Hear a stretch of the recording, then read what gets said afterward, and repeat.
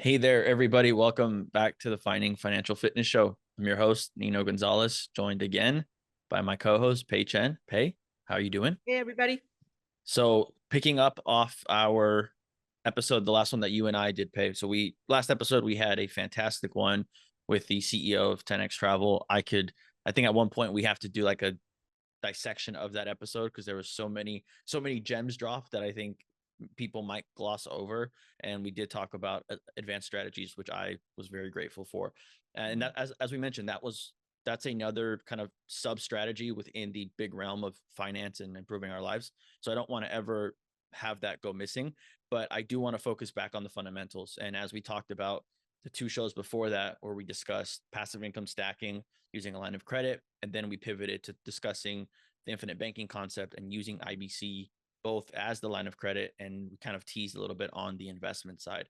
So I wanted to kind of go back because now that we've established that and we've talked about books for people to read, at this point, most people either have gotten started or are wanting to get started. And one of the first questions that I hear when I talk to this concept about to people, one of the first questions that I hear is, okay, if I don't have savings, where should I start?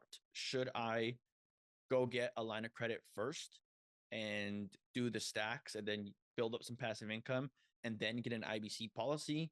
Or should I try to find a way to get, if I have maybe a little bit of savings, should I try to get an IBC policy first?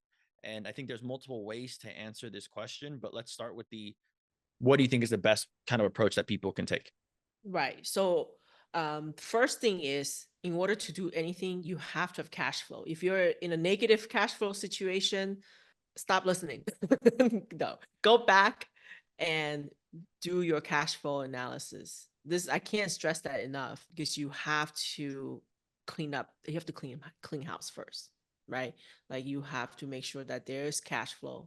Then you can get started. Savings, you don't really need savings to get started, but cash flow, that's what you need. So for someone who has a little bit of cash flow, but does not have any savings, you obviously, IBC is out of the question for now, right? You should start generating income so that you can come back and revisit the IBC option. So how I would start is, make sure that I can go and get a small line of credit. Now, if your credit is, you do realize that like IBC is one of those, like the younger you are, the Yep. more efficient everything is, and the cost of insurance is just cheaper for young folks. So don't wait on that for too long. So kind of have that in the back of your hand. I mean, your head, like, I'm going to get that going, but as soon as I have enough money, I want to get started with that so that you could get your, health rating in, locked in, and all that kind of stuff.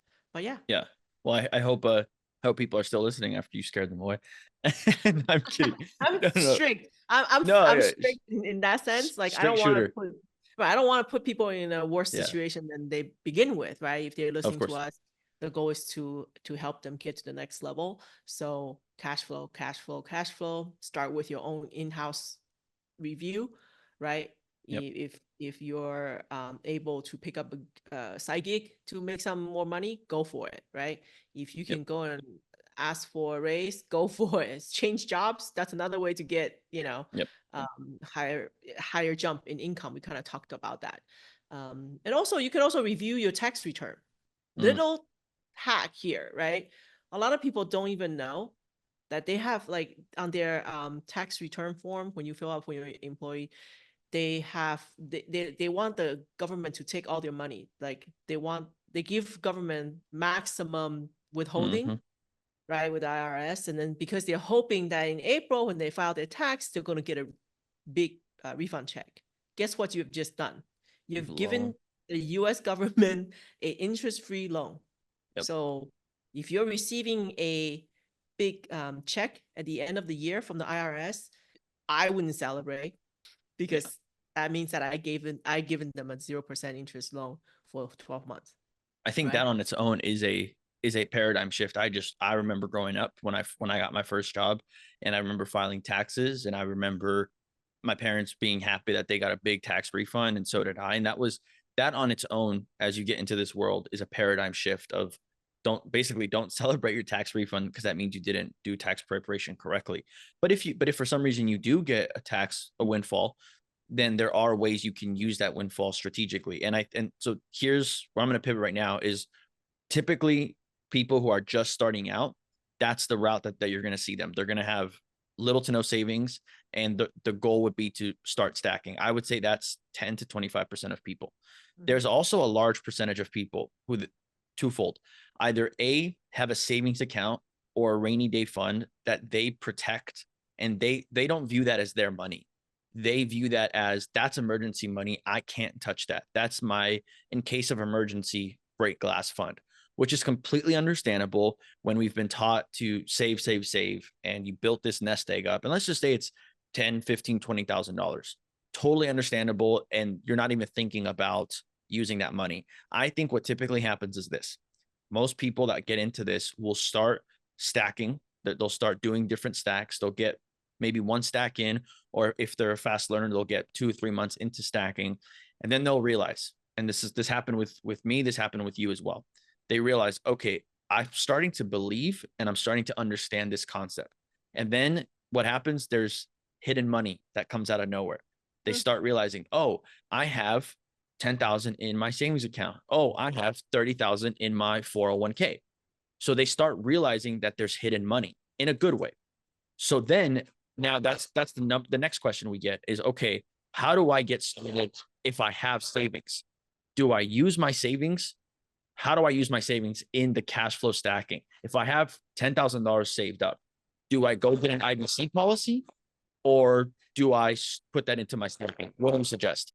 If I have $10,000 personally, I would do the IBC first, because I actually, for the stacking, I don't need my cash. I want to leverage anyways, right? So I would like to do both at the same time. So this is for like mid-tier advice for level 2, right? Level 2 is, hey, you can have your cake and eat it too. You can start your stacking by borrowing from other people. And we can kind of touch on why you want to leverage, you want to borrow from the bank to do your stacks. But now I have on the side money that I squirreled away, right? So what you want to do, you want to activate that money. Because what that money is actually doing when you have your rainy day fund in a savings account or whatever, that money is taking a long break. That's your employee that's taking a long break unpaid. So what you want to do is you want to activate that money. You want to activate it with your IBC policy, where it's still your rainy day fund. It's just at a different institution. And it's actually better than your rainy day fund now, because now that money is doing multiple things for you, right? First of all, when you do an IBC policy, there's the death benefit. Right away, you're setting up your family to be financially secure when you're, if something ever happens to you, or when you, it's not even if you die, it's when you, right? Right. Let's get that right. And then that money, so first of all, it's doing that death benefit protection for the family. Again, secondly, now that becomes your line of credit that you have set up yourself and you have access to, right? And then third, that money, the insurance company is actually taking that money and working on your behalf to earn that, 5-6% return on the dividend that they're going to return back to you as policy owner, as company owner, actually, because we're using mutual companies, right? The minute we set up a policy, we are now part owner of whatever XYZ insurance company that you set it up with. So you have the rights to the profit share. So just instantly doing 3 things with your same dollar, right? Mm-hmm. You're getting benefits in the multiples right there. While in the same time, you're doing your stacks. You don't even, right? That money was never going to be touched. And now Right. you just you're just shifting where it's going to reside. We call it the warehouse of wealth. That's where it should be. Any idle dollars should sit in the warehouse of wealth, IBC, and not in your Wells Fargo, Bank of America, whatever credit union. And part of that reason is, even if you just treat it as an emergency fund, guess what? If you have an emergency, you just call them up. That money is yours. Get a loan, take care of the business, and you're fine. Right. And we always talk about this is because something people, for me, and from what I've understood with people, it's not the savings account itself, it's what the savings account symbolizes. Mm. It's a symbol of security. It's a symbol of safety. And you don't necessarily want to take that away from somebody. You want them to say, okay, I have the same security if my money is parked in a savings account at Wells Fargo than if I have that savings account parked in my IBC policy. Forget the death benefit and all the other benefits. Step one is understanding you're just shifting where it's parked. The next question that people have is, okay, well, yeah, but my policy isn't as liquid as Wells Fargo. That's totally true. However, most expenses, if you think about what do you have your emergency fund for? You have it for a rainy day. Okay, you have it for medical emergencies. You have it for a car breaking down. For most of those expenses, how can you pay for them? A credit card.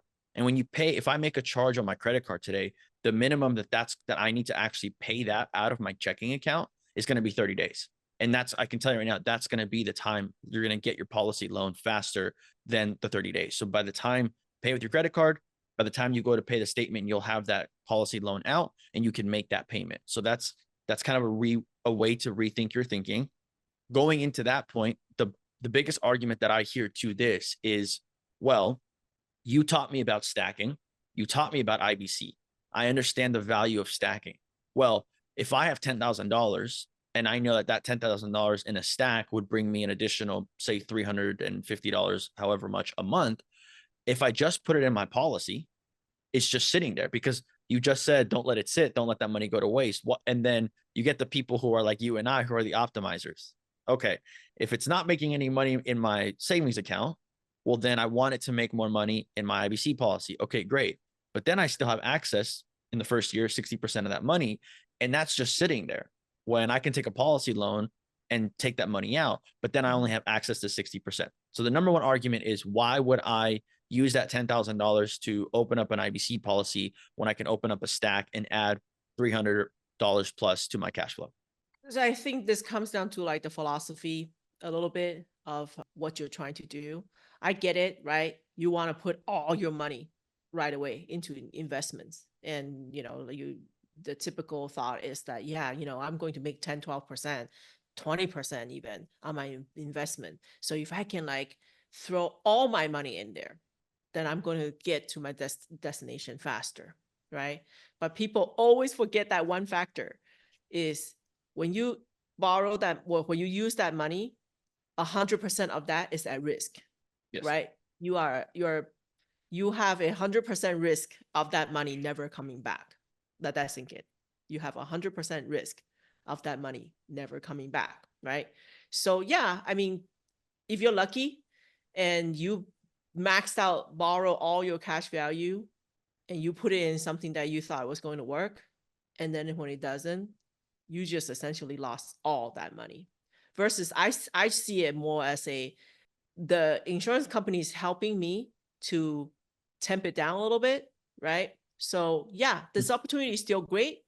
I'm not going to max out all my money into this opportunity for the first year. I'm going to let it kind of prove that it's working, or proof of concept or whatnot. Yep.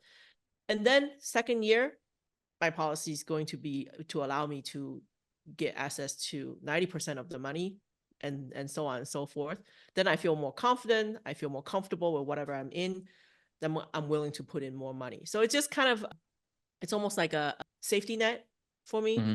In that sense, right? Yeah, I don't get to use all my money for the first year, but it's not like it's 100% loss, because guess what?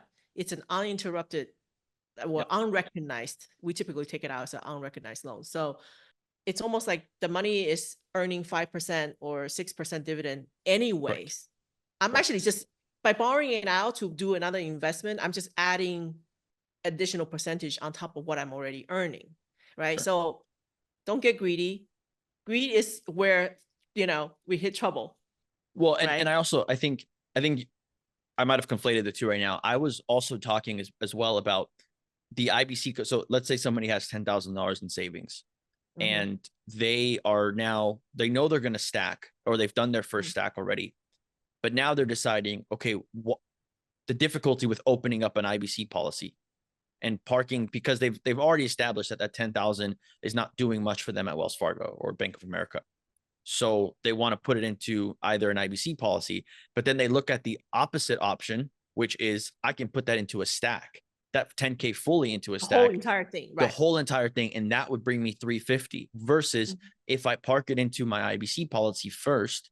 And even if I want to be aggressive from there, then I can take a cash value loan.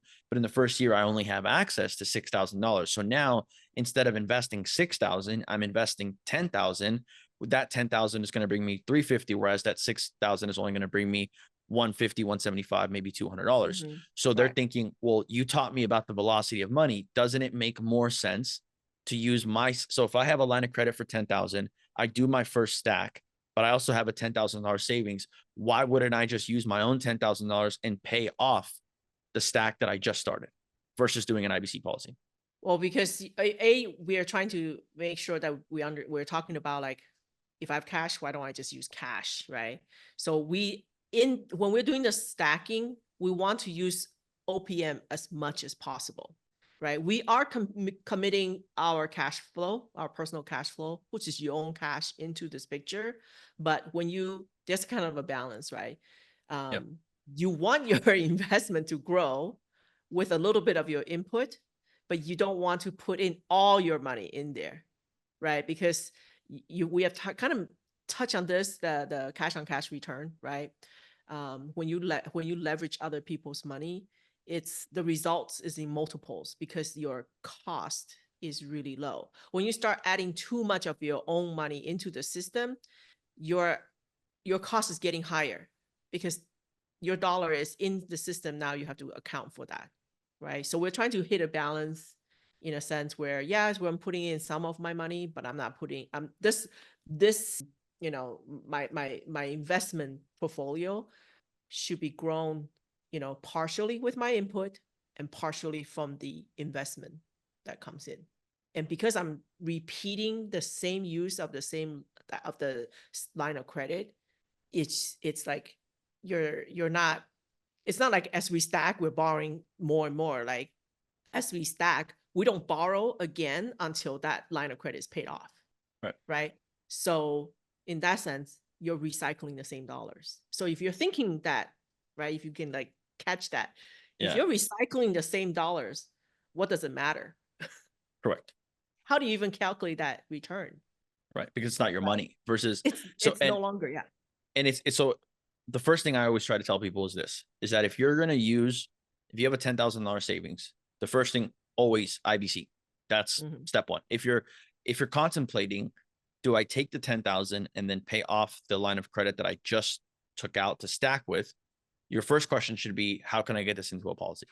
Then your second question, if for some reason you either don't want to get a policy because you fully don't understand IBC yet, reread Nelson Nash's Mm-hmm. book, reread Dibs on Your Money until it clicks, because there's no point at which it doesn't click. Try to get a policy. But if for some reason you can't, and then you're sitting on that 10K and you're thinking, do I use this money to pay off the line of credit I just took out, or do I just invest that money on its own and do its own artificial stack, if you will, on its Yes. own? Yeah. But I want to caveat that by saying, if you're doing an artificial stack, it's not the same as doing an OPM, other people's money stack, because when you put that 10,000 in and that money burns out over 36 months, remember, you're getting your principal and interest returned over those 36 months. That 10,000 is gone. Once it's gone, it's gone. Versus in the line of credit form, because you're borrowing it out, stacking it, borrowing it out and stacking it, you're recycle that same money over and over. You can't recycle that same 10,000 of your own cash because it's your own cash. Yeah. Now, if it helps you conceptualize it better, you can pay down the first stack and then essentially start the second stack right away. And Faster. Yeah. you've built it in right away. It's very hard to conceptualize that because people just think, well, aren't I just starting my own artificial stack simultaneously while I'm doing it?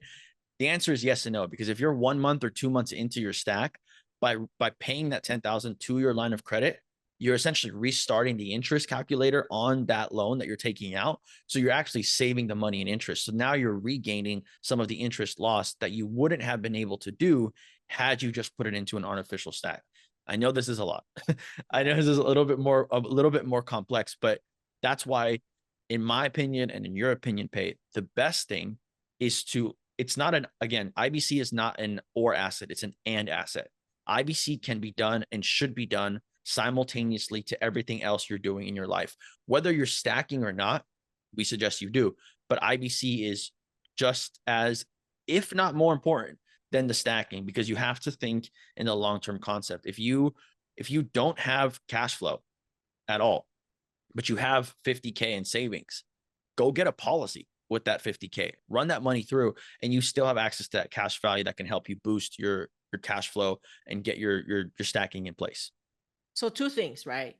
This obviously sounds complicated. It's not, right? It just takes a little hand holding in the beginning. So mentoring help a lot, right? Find the mentoring and the coaching or whatever to help get started. The resources are available. Second of all, the second thing about doing that, we'll talk about that, doing it as an and, right? It's not either or, it's and. So I was just, while you were talking, I was thinking, well, what about this, right? I can do my stacks with the commercial line of credit that I borrowed from, right? I'm going to put that into investments like we talked about, but I'm going to activate my sleepy dollars into an IBC policy. For the first year, I'm going to have to, I'm not going to be able to get 100% of that money as a loan right away. That's just how it works. That's kind of like an IRS rule, blah, blah, blah. We don't want to turn this tax-free product into a taxable product. So we want to stay within the rules. So, but that's 6,000. Let's say it was a $10,000 policy and you get access to about $6,000. One of the things that you could do is look at your cash flow situation and look at where there's maybe a credit card debt or consumer debt that you can pay off. Because when you pay off a debt, as we talked about the velocity banking debt elimination process, when you're able to pay off, let's say conveniently you have a $5,000, credit card, Visa card or whatever, and you're able to pay it off and you free up $150 or $100 per month of cash flow. That's guaranteed cash flow you've just done. Yep. Right. So then you now can combine that additional cash flow back that you've just freed up back into your system, combine it with the investment income. There you go. You have an and process. Yep. Right? You can do the stacking and eliminate that at the same time. The two can work concurrently. That's how beautiful it is. It's not a one size fits all situation. No, sure. But it's like I'm just trying to share this to help people unlock their imaginations, because this typically, a lot of the objections to what we do is because people don't have that like inspiration yet. Right? Because nobody has shared this with them. They didn't think that it's possible until someone says something that kind of unlocks something in your brain. You're like, wow, I can do that. And you try it and you're like, oh my God, what else can I do? Exactly. I want to get people to that what else mindset. Yeah. For sure. And once you wrap your head around it, you can't unsee what you've seen. And that's where you have to crawl before you walk. And that's why it's so, because if you just start stacking with no purpose and no means, yes, it's important. The time effect of money is very important. The sooner you can start an IBC policy, the sooner you can start stacking, the better. I fully agree with that. But you have to have, this isn't just again, it's not a get rich quick scheme. It's not an overnight thing. This is layers upon layers that you always build upon the foundation. Always. You have to have your foundation and you build upon it. And that's why it's so important that you understand the fundamentals, you understand the basics. So typically what will happen, like we mentioned, level 1, people will start flipping. If they have no cash flow, I mean, if they have no savings, it's just, let's build up that cash flow. Let's build it up. And then, and we'll talk about this in a later episode, how you can then use your line of credit. Let's say you start stacking and your line of credit is 3,000. We discussed that you then start building and building and building. Eventually that line of credit's going to grow, and maybe it'll grow to 10, 20, 30,000. You can do a split from your line of credit to fund your IBC policy because you weren't able to do it initially. Now that's another layer into it. We'll get into that in a little bit here. But the second layer is that people will find savings. And one of the most common places, aside from the obvious, I have money in my savings account, people, once they start, as you always say, drink the Kool-Aid, then their eyes start seeing money everywhere. And then they start realizing, and this was me, I'm contributing to my 401k, I'm contributing to my HSA, and these have balances, but I can't touch those. I don't want to pay penalties. They can't touch them. That's the first thought. Then the second thought is, well, what if I did touch them? What's the worst that can happen? Okay. Then you start running through it, and then you start realizing, okay, I got to pay a 10% penalty. I got to pay taxes on the money. If it was a 401k or if it was an IRA, you've obviously putting in post-tax dollars. But the next step is, all right, well, how can I take this money out of a 401k or an IRA that's not necessarily guaranteed, and I'm hoping that it's going to work, and put that money over into an IBC policy? That's where the next level of questions comes in, because now you're thinking about different ways to make that money. And there's steps with that. I can speak from experience to this is, you have to keep in mind that if you're doing it from a 401k from your employer, first and foremost, if you're still with that employer, chances are they won't let you take that money out. You have to leave that employer. If you've left that employer, understand that if you take that money out as an early withdrawal, if it's a 401k, you're going to pay taxes on that money that tax year, and you're going to pay a 10% penalty. However, if you have a very, very good IBC coach, such as mine and yours, if you have a really good IBC coach, you'll see a policy illustration. And I'm referring to Mike Kwong, who we're going to have here on the show soon.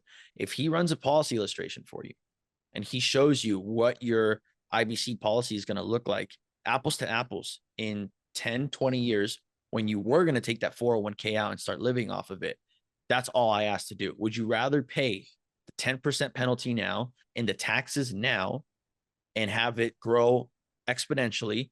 Or would you rather hope and pray that eventually it turns into something golden? And even then, it's not guaranteed. And even then, you're going to pay taxes on it. You're paying taxes one way or another, versus if you just take the bullet, bite the bullet right away, put it into an IBC policy, all that money is growing tax-free. And obviously, we're not giving any tax advice or any No. financial advice.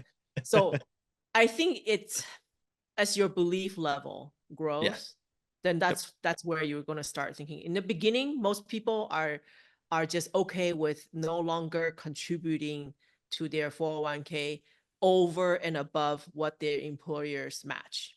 Yep. That's if you're okay with that, if you can start with that baby step, that's good, right?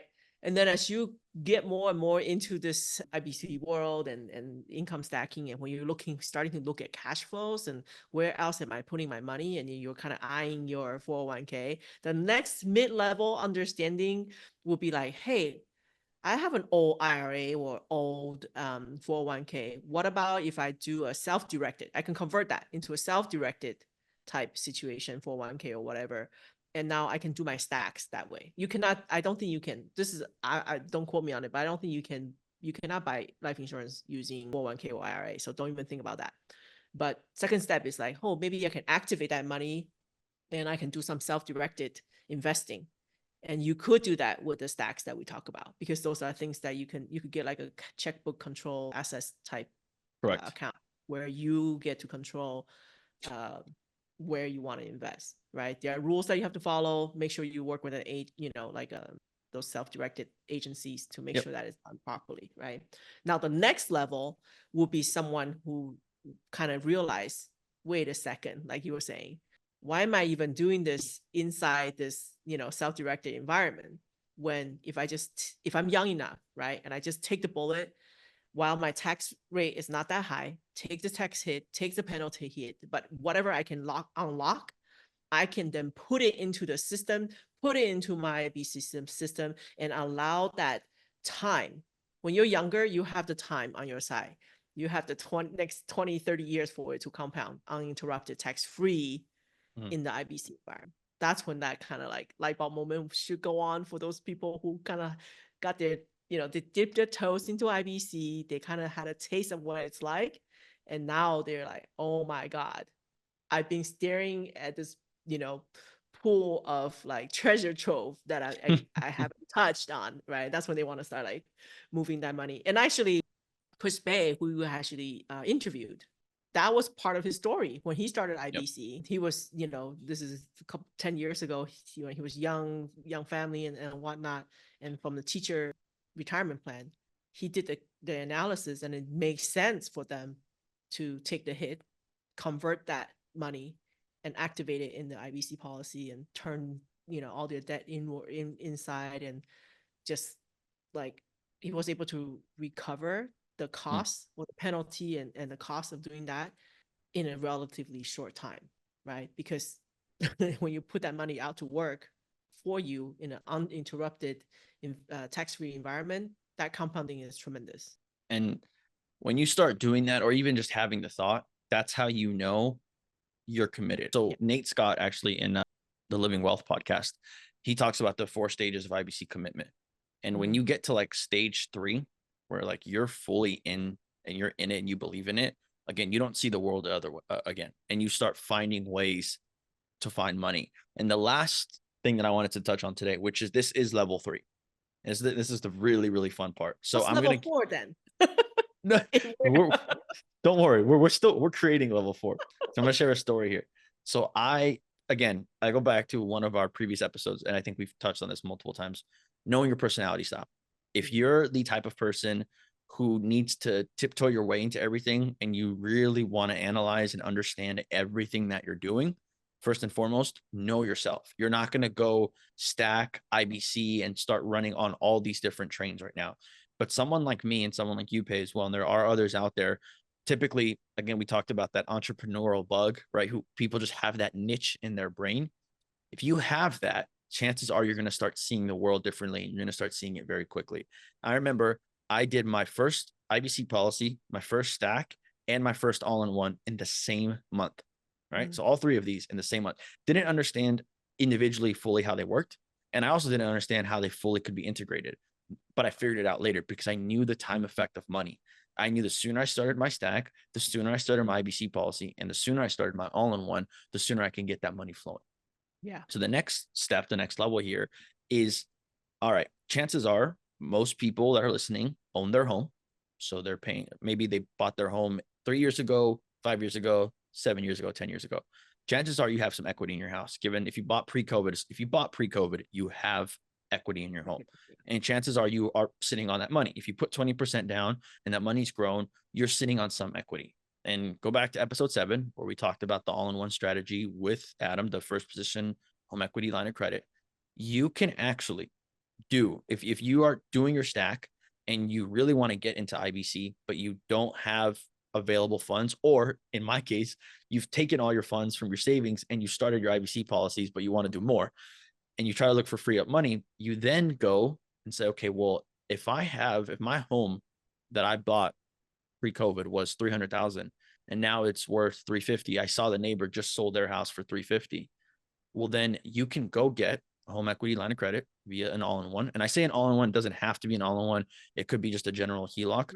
The reason why I like the all-in-one is the other strategies that come along with the checking and how when you move money, it saves automatically. But I like the all-in-one. So if you then go and do a refi, keep in mind you have some closing costs you have to bring, so you won't get a full access to that 50K. But let's say you get access to 40K. Well, then in that 40K that you're literally sitting on at home, you don't have access to that. So by freeing that up in a refinance through an all-in-one, now you've accessed that money. Now you can then go open up a policy with that same 40K, and you can get cash value loan, 60% first year, about 24,000. And you have 24,000 that you can either A, buy out your own debt and free up cash flow, or B, you can use that money and then go invest. There's multiple strategies you can use. You can park it in there, let that money kind of grow on its own.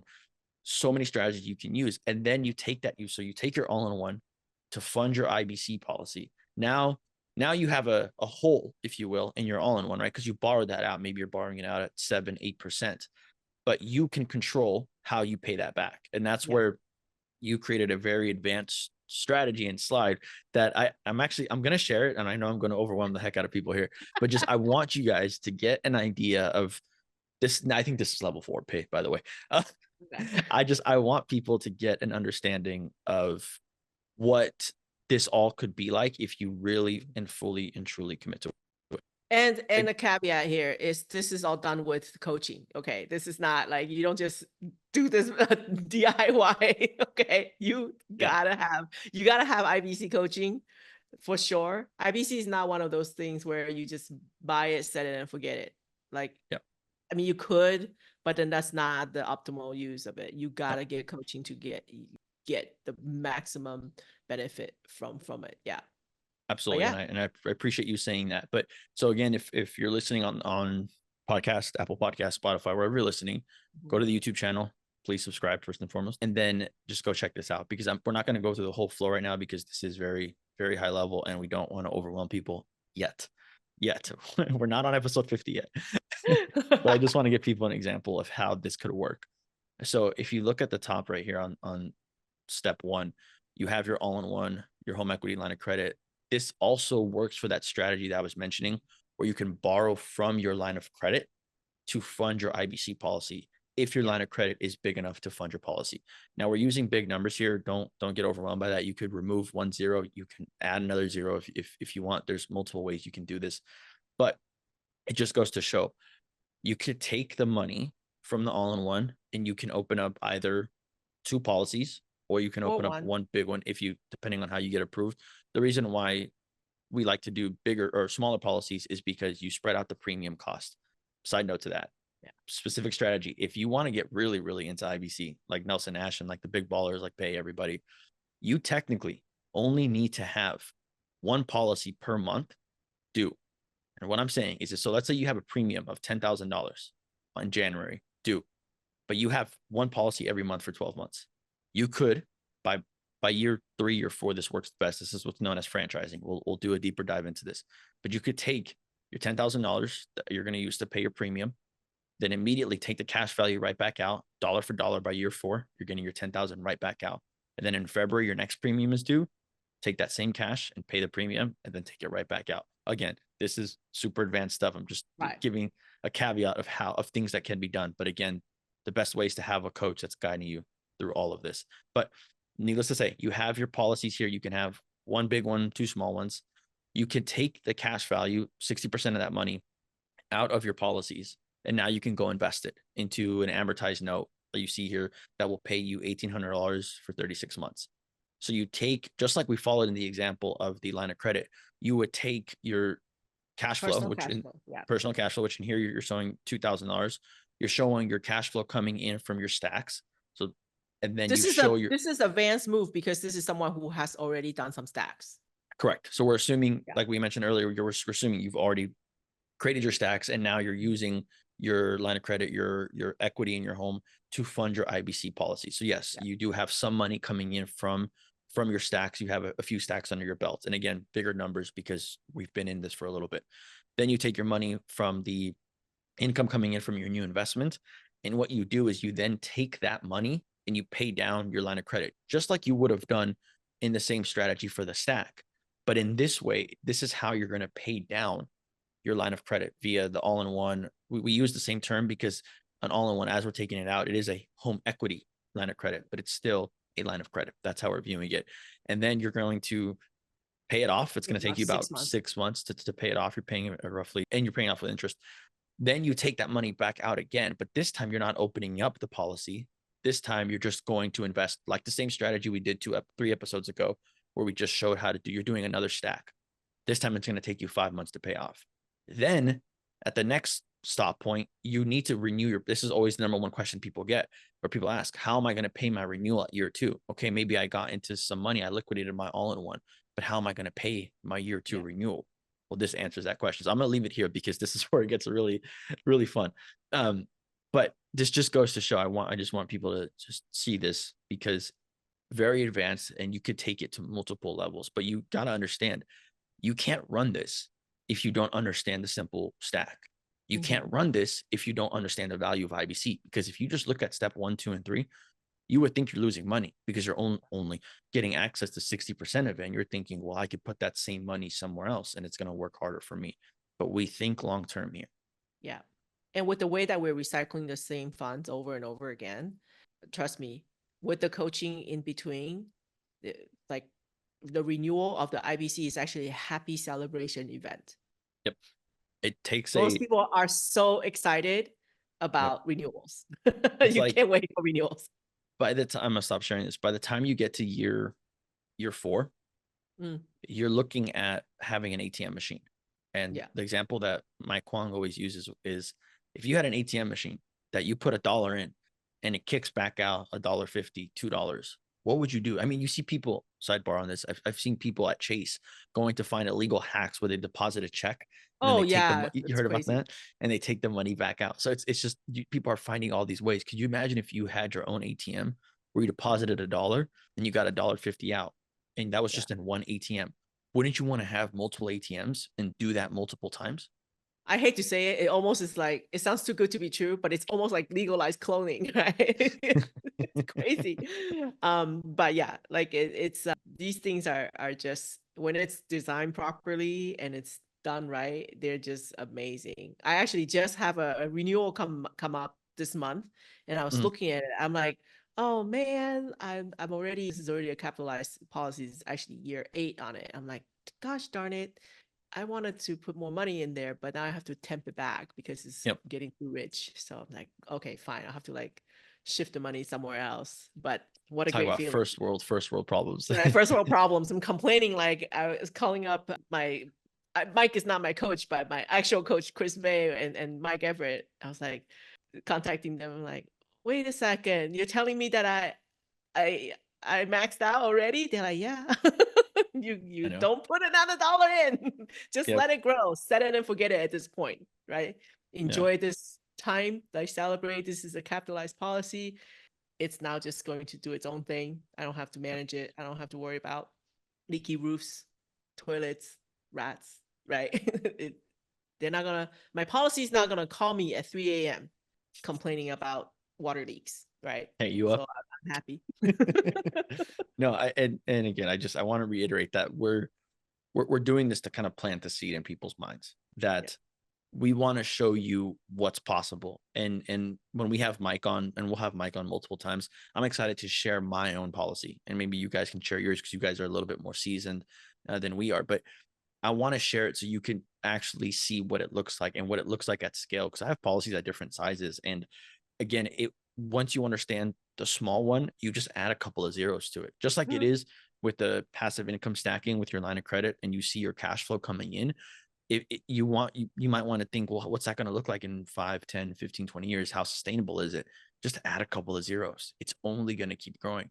And with yeah, IBC, it's guaranteed growth. And you're looking at that, and you're looking at the trajectory of where you're coming from. And most people don't ever want to get old. I don't want to get old either. But the thing that I'm excited about when it comes to growing old is that when I get to 40, when I get to 50, I am just, this thing is just cashing out. Like I'm getting money from this IBC policy. That to me is exciting.